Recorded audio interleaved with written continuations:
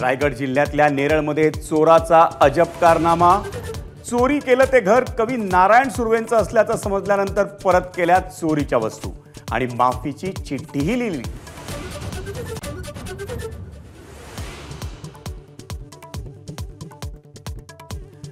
मवियामध्ये विधानसभेसाठी समसमान जागा वाटप झाल्यास 90 ते 100 जागा लढवण्याचा ठाकरे गटाचा प्लॅन। मुंबईतल्या बैठकीत उद्धव ठाकरेंकडून 120 पेक्षा अधिक जागांचा आढावा।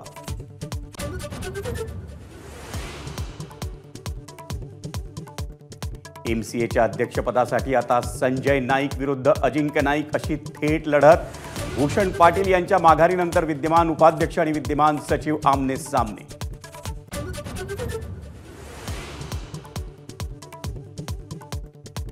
उरणची जागा आपल्या पक्षाकडे मागून घेण्यासाठी उद्धव ठाकरेंना सांगणार।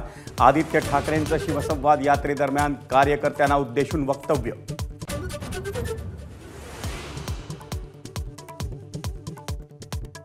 मित्रासोबत मस्करी करण्याच्या नादात तिसऱ्या मजल्यावरून पडून महिलेचा मृत्यू। डोंबिवलीच्या विकास नाका परिसरातील घटना। मानपाडा पोलिसांचा तपास सुरू।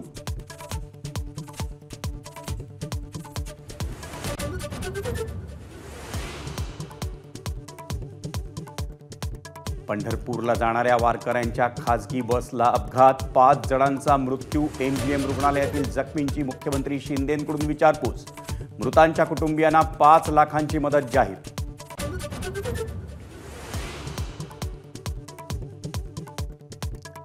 वरळी हिट अँड रन प्रकरणात आरोपी मिहिर शहाला 14 दिवसांची न्यायालयीन कोठडी।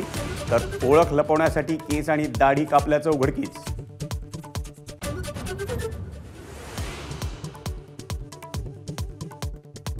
मुंबईला पाणी पुरवठा करणाऱ्या धरणांमध्ये 36% पाणीसाठा।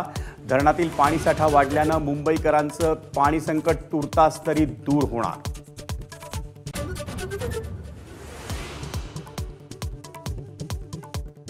सर्व संतांच्या पालख्या विठ्ठलाच्या भेटीसाठी वाखरीतून पंढरपूरकडे मार्गस्थ होणार। संत मुक्ताई आणि संत नामदेव महाराज करणार पारंपरिक स्वागत।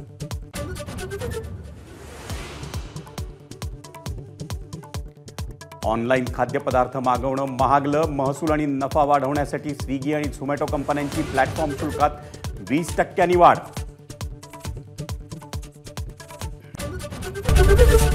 एबीपी माझा, उघडा डोळे बघा नीट।